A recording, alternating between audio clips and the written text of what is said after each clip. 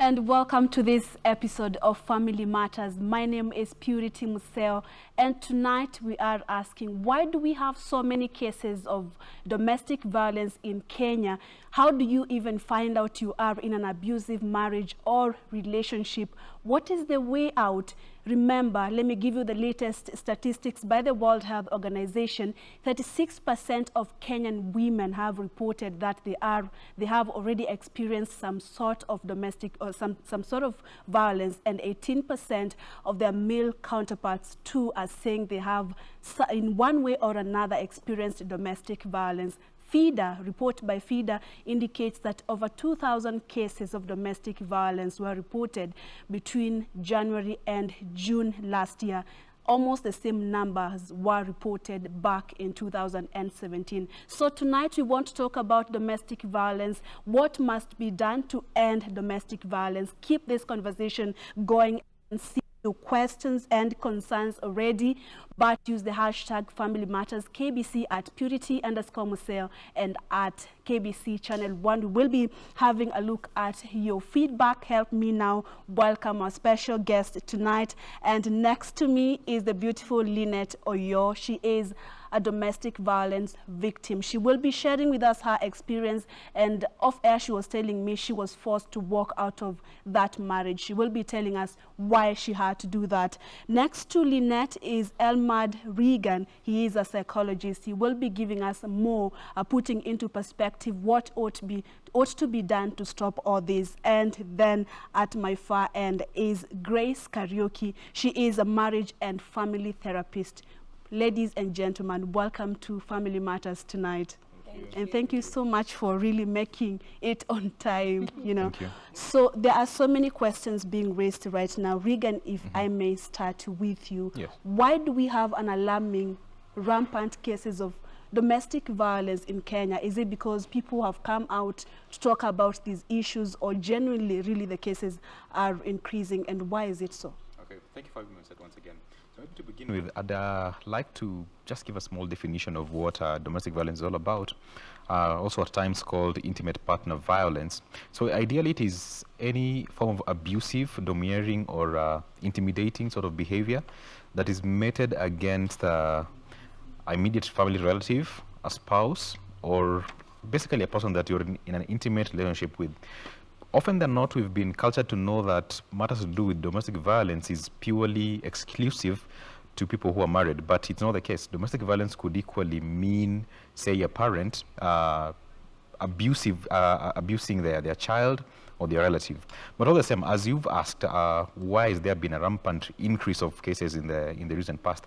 I would point to, one, society losing its moral ideals. Because there are different variables which could contribute to cases of domestic violence being on the rise. But then when the society is not neat as a unit, there's a problem. And this is attributed to a child being cultured in an environment that is abusive. When they see this when they're young, even as they grow up, it's very, very easy for them to exhibit the same behavior they saw when they were young, either to their spouses or to their partners or to whoever person that they're close with. Yes. And Grace, just to add on what Regan is saying, in any media report currently, including today, we had a report on where someone was murdered in a love triangle. We have so many cases where either a lady has been murdered or the other way, the opposite, man murdered by the other partner. What is also your input in this? Why do we have so many cases right now? Thank you for having me on the show today. And definitely this is very alarming, the fatalities that are there, especially in the recent past. I want to say that there is also the issue of mental health. Mental health issues, people are unable to deal with stress. And then now when you couple that with the use of substances, like alcohol and drugs, that contributes to that. Plus, like my colleague has said, there is a breakdown of the moral thread of the society, so that now we don't have the supports that used to be there, and people are very individualistic now. Everybody is looking out for themselves, and so we don't have what we used to have, where people used to feel emotionally safe within the society. And we need to be aware also the economic issues also as well. They play a role into this, where now if I am not economically empowered, I'm not going to walk away from this, and so it escalates over time.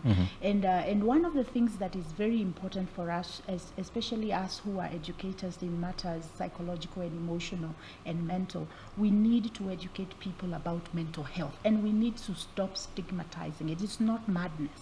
It's really a disease of the brain, and we need to get our people help. When we see the signs, we need to get those people help, so that we can alleviate some of these things that we are thinking about. When somebody sits down and actually plans to leave Nairobi, buy an axe, and go after somebody in Eldoret, that is somebody who is in great distress, and we need to be able to identify the mental health issue that person is going through. All right, we'll be getting deeper into some of the possible causes for the violence we are seeing currently. But Lynette, I welcome you once again to the show, and thank you so much for really making time for us and willing. Not many people are willing to share their stories, especially on a media platform. But tell us, you earlier on told me that you really had to walk out of that marriage. Maybe what's your story like? Okay, thank you for having me on the show, Lynette. I was married for like 7 years, and it was a violent relationship. I really thought everything will change. I thought he will change. I have 2 kids, and I thought he could change, but nothing changed. He was alcoholic, and every time he could come home in the middle of the night with fights, abuse, every form of abuse. Yeah. All right, and you'll be telling us at what point did you realize, I think now I need to walk out of the relationship, and what really led to that decision. But Regan, let's talk about forms of domestic violence there are. For Lynette, it was more of physical, because she's talking about fights. Yes. But for, do we have any other forms of domestic violence that is really not necessarily physical? Yeah, true. There are different forms of domestic violence, ranging from the first one she mentioned, that is physical, which include and is not limited to sometimes physically assaulting the person, either by shaking them, kicking them, biting them, at times scratching, at times pulling. And there's also the sexual abuse. And in this case, it matters non-consensual sex for married persons or couples who are living together. Because as it is, sex is a very, very emotive subject, yeah? And if somebody does not consent to it, it is regarded otherwise as maybe rape or sexual assault, in as much as these people could be legally married or staying together. So aside from the physical abuse and the sexual abuse, there's equally the emotional abuse, now which tends to be geared towards verbal abuse or threats or hurling insults at the person. Some people have also complained of social abuse. That means that the person, or rather the perpetrator, is limiting the other partner from going to social events or functions. This means that the person cannot go, say, for example, to church or to worship or to the mosque or whichever social place that they are supposed to go to freely. They're limited, and that means that they're really being held back, either at home or just locked up. And there's also economic abuse.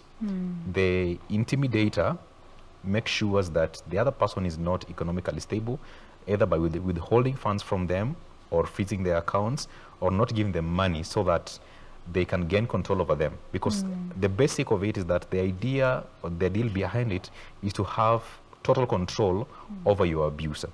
And of course, there's also the bit of isolational abuse, where this person is made to feel that there is no safe space around him or her. They're just in that corner, and that's where they belong. So that the intimidator now feels secure in a sense or in a way, so that they know that without you, you cannot, or rather without me, you cannot do anything.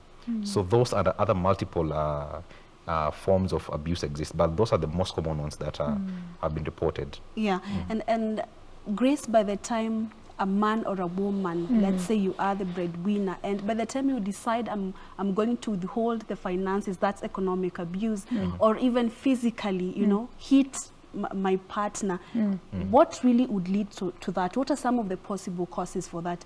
For Lynette, she's saying that the hubby was alcoholic. Maybe is that one of the cause? Do we have other causes? What really leads to one just waking up and deciding, you know what, I'm not going to economically empower you, or just waking up and hitting someone? Yeah.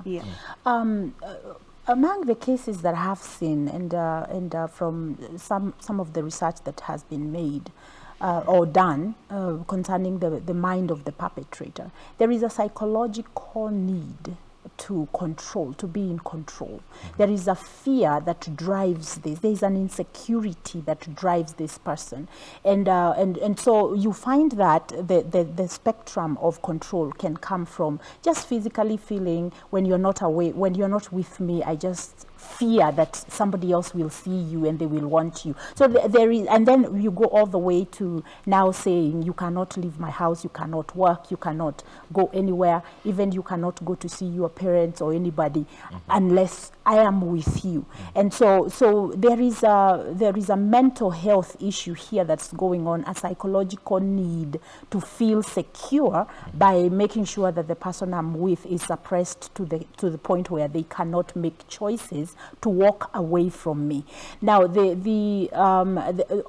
course, now the root of that is rejection and a fear of abandonment. And I know people don't understand that. They see, we all see the outside. We see the aggression. We see the person being confident and all that. But deep down inside of them, there is a lot of fear of being left, of losing something. And when I have worked with people who are perpetrators of domestic violence in any form, what I find deep down, when they were growing up, they were abandoned. They lived a life where there was no security, or they lived in a home where there was domestic violence. So that now, even for them, when they come into a marriage or into an intimate relationship, the only way they know how to deal with issues is by having control. We always say, like my colleague has said, we always say that the perpetrator's goal is to have total control and to have power over the victim. And so we do need to understand that there is a mental health issue that is going. For me, it is That's not the a major moral. cause. I know moral. We have more, because some of these people who are perpetrators, they're really good standing people in the society. Yeah. He will never steal. He will never do all these things. Some of them are church leaders, and they are morally, upright. But when they are triggered, then they have this fear and this thing that overcomes them, that they do things that they usually people are left aghast. And so I want to say that we ought to look at the mental health part of the abuser. Yeah. Lynette, you said that you were married for 7 good years, and then the relationship was abusive. When did this begin? And when you say it was abusive, what exactly do you mean? Was it abusive for the 7 years you were in marriage, or when did you begin seeing something different with him? Okay, it was for those 7 years, and I was quiet about it. I came to speak about it like after 6 years, when I realized that I was going through much. Like, I lost my second pregnancy because of depression, and the threats were just too much. Like, he was telling me if I don't leave his house,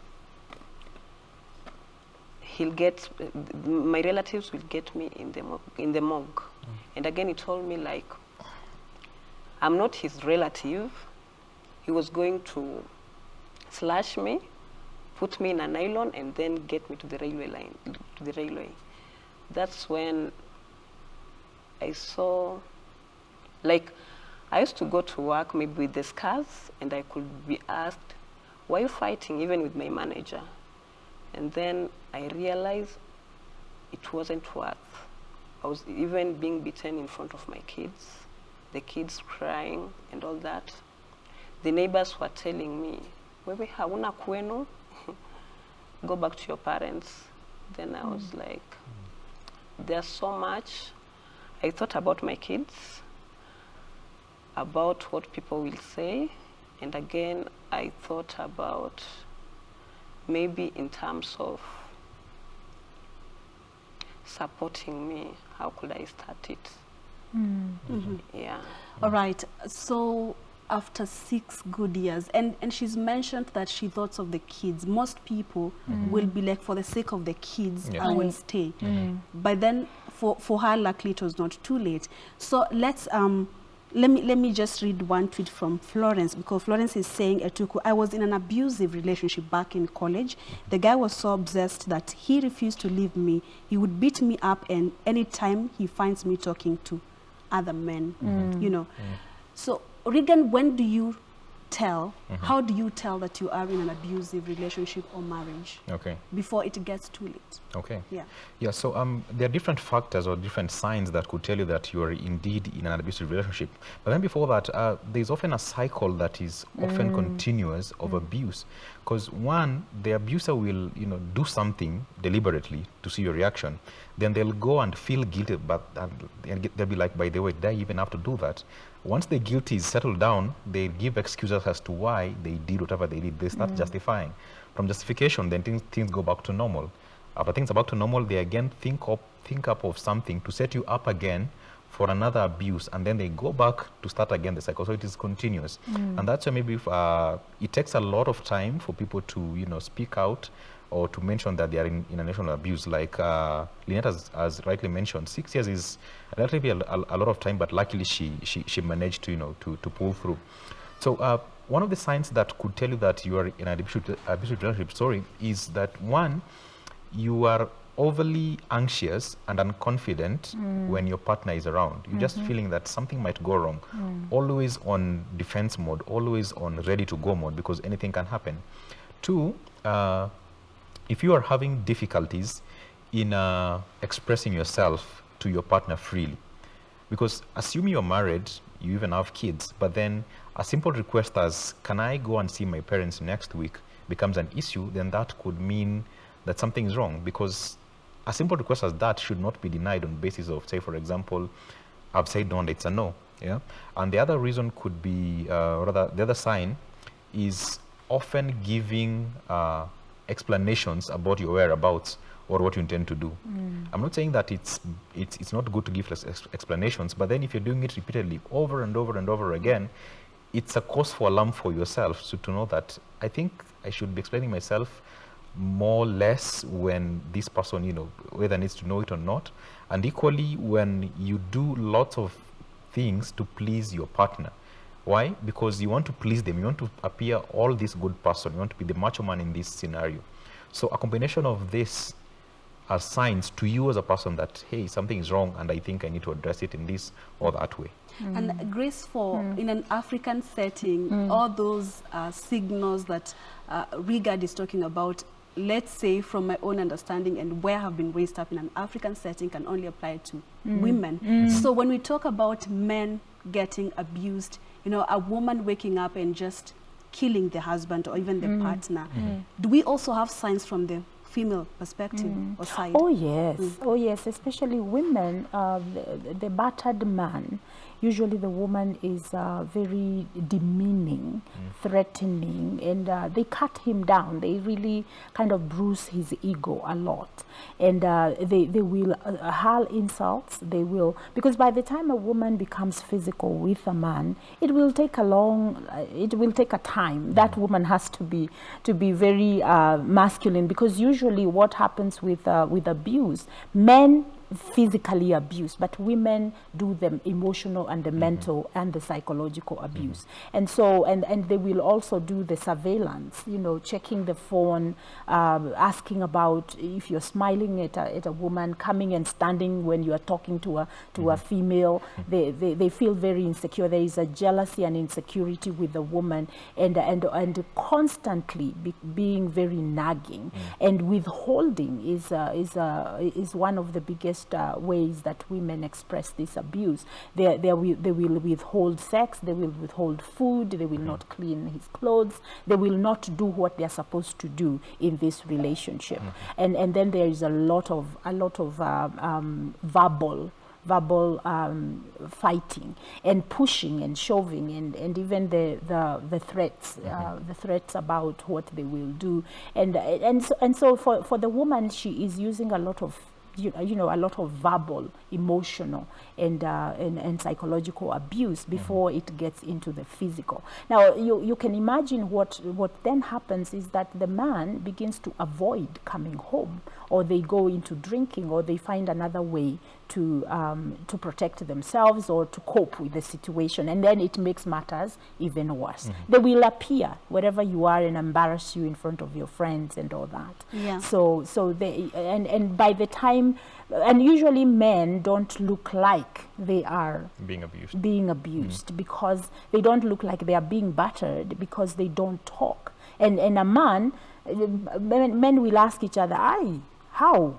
And I have seen even in social media, if a man says that my wife did this to me, and people go like, how now?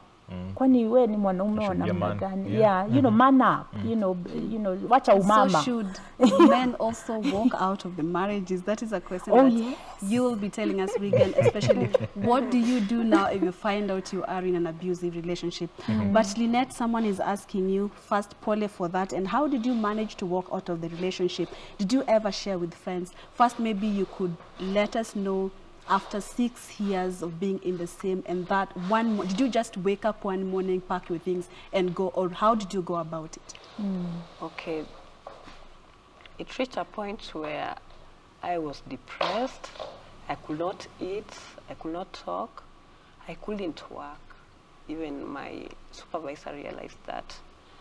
And I could not even call him to ask him where he was, even in the middle of the night. I could be okay when he was not coming at home. But what kept me staying, at some point, he could apologize and tell me sorry, and it's like nothing happened. The next day, it was like nothing happened. So at times, he could say he didn't beat me, while in real sense, he did. I had all the scars. So I had to share with my friends, and I was taken to the psychologist. That's where I got help. And I told you I couldn't sleep, I couldn't talk, I couldn't eat. I even lost 15 kgs. So much, and my mom was like, she was supportive. She told me to get out, but she told me to decide on what I wanted, but in real sense, she was like, you can't, just move out. I'll support you where I can. Yeah. So you talked about it after 6 years. Now you were helped, you got help from a psychologist, and then also support from your mom. And friends. And friends also. Yeah. All right, thank you for that. So Regan, what do you do when you are in an abusive relationship? What Lynette did by walking out of the marriage? Because here in Kenya, in Africa, divorce is not really encouraged. Walking out of marriage is really condemned. And so, like, people are saying, for the sake of my kids and also what people will say, then I will just stick around. So when I am in an abusive relationship or marriage, what is the first thing that I ought to do, or what should I do at that point? Okay. Yeah, so ideally the first thing that should happen when you notice that you're in an abusive relationship is to open up to, first of all, say a confidant or a close friend about it. And this confidant should be somebody that, of course, means well for you, before, say, sharing it with a relative. Because as it is, unfortunately, some relatives you can share the situation with, and instead of helping you, they go ahead bad mouthing you, or talking ill about you. So share with a close friend or confidant about the issue. If you cannot get a close friend or confidant, then seek a therapist or a counselor or a psychologist to help you through the issue. Now, when do I walk out when it's getting out of hand? For me, I'd say when the physical abuse kicks in, the sexual abuse kicks in, all those forms that I mentioned start kicking in, and they are repeated time and time and again, as I mentioned in the cycle, it's time to take a break. If you are married, for example, and you're saying that, well, let me just stick around for the sake of the children, well, you could, but the question could be, for how long will you keep up with this? Because one, that means that your health will be in jeopardy, your psychological health will be at stake, your physical health will be at stake, your social well-being will be at stake, yeah? And if it gets now to a point where it's now life-threatening, say, for example, the partner says that I will do this to you, or I can do this to you, then for the sake of your life, don't think twice. Take a break, or just completely walk out, as Lynette did, because your life is worth more than enduring the threats and the insults and all the forms of abuse. And even for men, as you earlier alluded to, it does not mean that if I walk out of an abusive relationship that I'm weak as a man. No, it's not. I'm doing it for the sake of my well-being, so that I lead a healthy life, a normal life like any other person. But the more I want to stick there that I am a man, I have to be the African boy and toughen up. At the end of the day, it's not me, my friends were suffering, who are advising me to stay, but me suffering. Yeah. And to emphasize on what Regan is saying, Grace, in a relationship, in a marriage, you can just highlight what's normal, what's not normal. Yeah. Now, what is not normal is when you have a disagreement and your partner punishes you by calling you names, by withholding what is supposed to be yours. Conversation, silent treatment is a form of abuse, where I completely refuse to talk to you for a number of days, even weeks, to punish you. So if your partner is punishing you for an argument, then you need to know that's not normal. Number two, when we talk about sexual violence within a marriage, we are talking about when your partner insists for you to do something for him or for her that is not comfortable for you, and they are not willing to listen to you. When there is no goodwill within the marriage, it's all about what I need, regardless of how that makes you feel, then that is not normal. I remember working with a young lady, and she didn't know that sodomy in a marriage is not acceptable. She really had no idea, and she was a learned lady, and she said, no, because my husband has always told me that's what people do in marriage. And I asked her, is this something that you mutually agree? And she said, no, it's very painful for me, but he doesn't seem to understand that. And so that is sexual violence within a marriage. It is very important for us to also understand that marriage, we get married for three things generally. Companionship, that is emotional connection. I feel safe with you, you take care of me emotionally. Number two, that I get married so that I can have a partner in life and we can build a home together. We can raise children in a healthy environment and we can grow together as a family. And number three, that you offer me support to grow as an individual. That I am offering support to you and you are offering support to me, so that together we grow. I become a better person, you become a better person, and together we build this empire that is called our home. And our children are happy and we are happy with each other. There is fulfillment. When we have what we call, and that is what we have a lot now, we call them codependent relationships, where one person is getting everything they want while the other one keeps sacrificing for the sake of the relationship. So it's very important for us to understand that there are a lot of things that happen in relationships that are not appropriate. And we need we do need not to react, but we need to be able to understand the appropriateness, like you said, what is right and what is not right within the marriage relationship. You don't have to, if you have to give up yourself so that you can remain in a relationship, that's not a healthy relationship. It's toxic, and eventually what will happen, like Lynette is talking about depression will kick in and you will lose yourself. Or anxiety, which is now the fear of what will happen. You walk on eggshells, like she said. When it comes to around 8 o'clock in the night, unasikia matumbo zimeamuka, because now he's almost about to get home, and you don't know what state he will be in, and you don't know what's going to happen. Children, we stay in these relationships for children.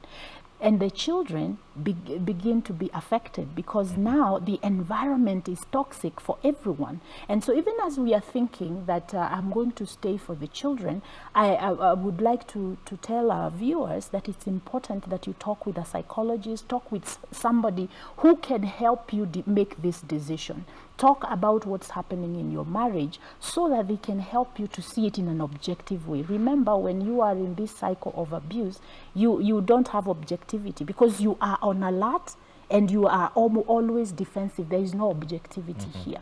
So it is very difficult for you to make a decision. If, for instance, if I were to talk to Lynette for a little bit and we just had a chat and explored, I am sure that she could have made the decision to leave before. But it was until she opened her mouth to her mother and said, "Mom, I'm dying," that mom said what she knew in herself she needed to do, and said, "My daughter, come out. Hata kama tutakula sukuma every day, kuja. I will support you as much as I can." Because a victim of domestic violence, that's what they need. Yeah. They just need that person who listens and hears them and offers support. Exactly. Yeah. Lynette, allow me to ask you this. Just before marriage, I know there was the dating period and all that. How was your relationship with him before marriage? Was he the same way? Was he abusive, or this began when you got into marriage? Okay, this began when I got into marriage. Was not abusive at first. Yeah. So maybe you could, maybe before marriage, was he also an alcoholic, or what really could have led to that? He was, but not as he is now. Yeah. Yeah. Why I'm asking Lynette that is because, Regan, I want to ask you, most of the time there's the dating period, then you get into marriage. Is there a way you can tell that, you know, this person, because, or do people change, or what exactly happens when you're dating this person, looks okay, but when you get into marriage, then everything changes? Is it that we don't take time on the courtship period to learn this person, or is it possible that really someone can change to be that bad after marriage? Well, I'd say that unfortunately, a lot of people don't take time when dating or even courting, because ideally the purpose of courtship and dating is to get to know your partner even more, so that when you settle down, you'll not be surprised if, say, for example, they don't, you know, wash their socks, or they don't do whatever their laundry well, because all this should be put on the table while you guys are courting. Yeah? And so there's a challenge, because there's this facade that people put up when dating, or rather when courting, that, you know, I'm all good, I do things well, I do things right, but then when you get into marriage, find that, alas, things are different. So until and unless people who are in courtship or dating start really assessing and probing their partner more to know who they really are, their personalities, then it will get easy. And so that's why it's even recommended, if possible, when you're courting, just about to get married, go for these counseling sessions. But unfortunately, most people will go to the religious leader, say their pastor, for example, which is still okay.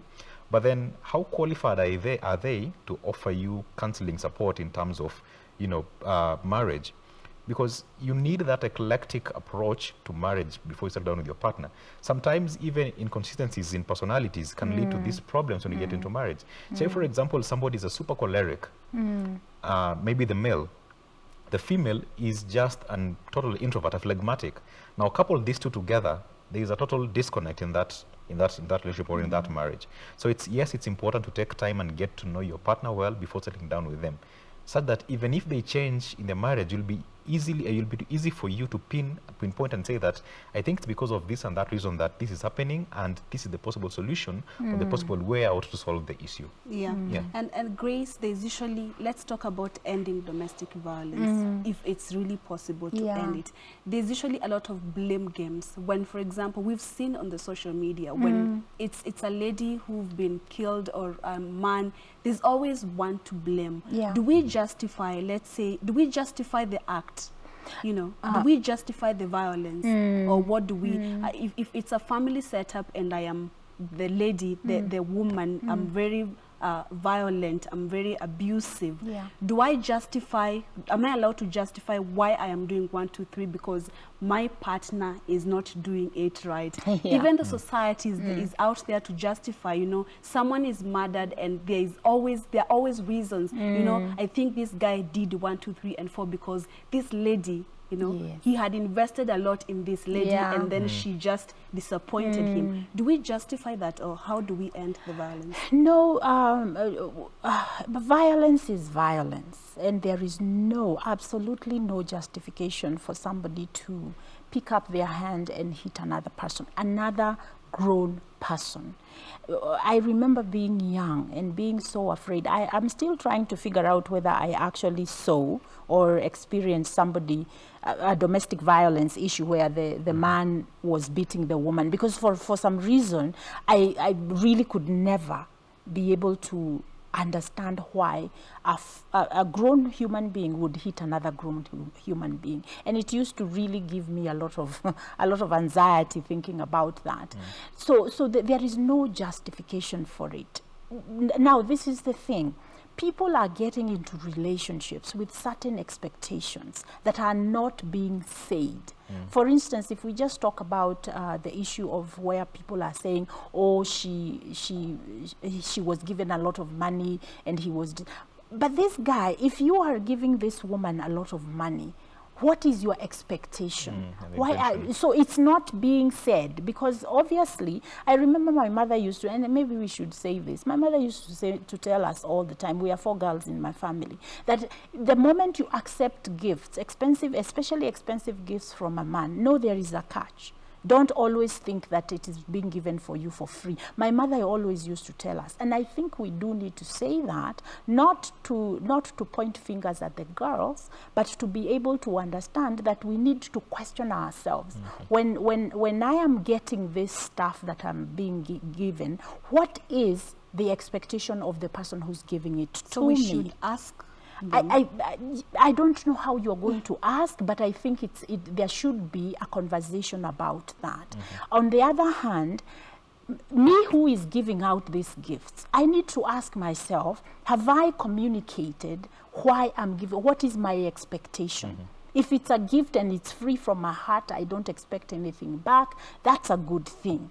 But if I am giving because I want to get something in return, or because I'm solidifying, I'm marking my territory. So if I pay rent for you, then no man should enter that home, that your room. I should never hear of, but I'm not communicating that. So you pay my rent, and I continue to have my friends come in, my male friends come in, and you are continuing to pile up your anger because you have not communicated to me what you expect. When we become exclusive, you need to let me know. Me, when I love a girl or when I love a man, I don't like him talking to any other female or any other male. No, absolutely not.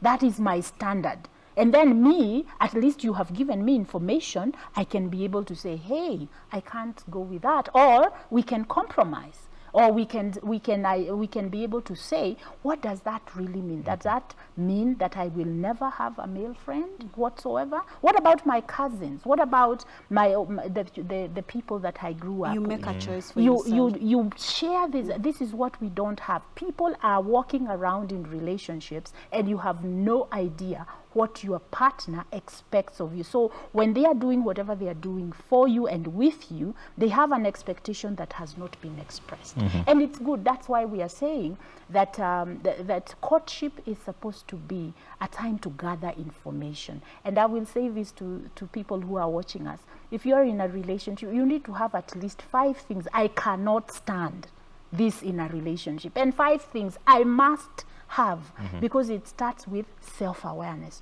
What I am about, who I am, my value system. For instance, if you don't like a person who is a drunk, then you will do is when you are dating and you realize that they drink, that you are going to ask yourself, this drinking, supposing we were, because marriage is stress, by the way, learning to live with another person is stressful. And so if this person drinks before they are married, and then they get into a marriage that is stressful, then what are they going to do? And you know what happens when we drink.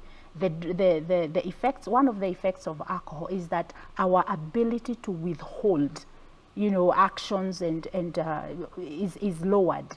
So now we are free. That's why they say people, when they are drunk, they tell the truth. Yeah, we now have Honesty in wine. Yeah, we have to wind up because of time. But just before that, maybe in a few seconds, Regan, just some advice, psychological advice to let's say resolving these issues that arise, you know, because we have issues in marriages and relationships. But just before I could be an abusive partner, or even he could be an abusive partner, do we have a way of resolving all these issues that arise in marriages or relationships? You know, Okay, what are thank the you. tips? Yeah, so back to the basics, seek for help. Now, this would mean the abuser should seek for help, and equally, the one who's being abused. It's two-way traffic, because at the back of the mind of the abuser, they know that clearly I'm doing something which is not right, because the moment they commit the abuse, they'll feel some sort of guilt. Now, this guilt should trigger them to seek for psychological help. The one who's being abused equally should know that I've had enough of this physical violence, verbal violence, and all this form of violence, and therefore it's time for me to seek help or therapy. And equally, as a society, we need to come on board and champion that, yeah, you know what, these things are happening and they're real, and we need to rally behind them.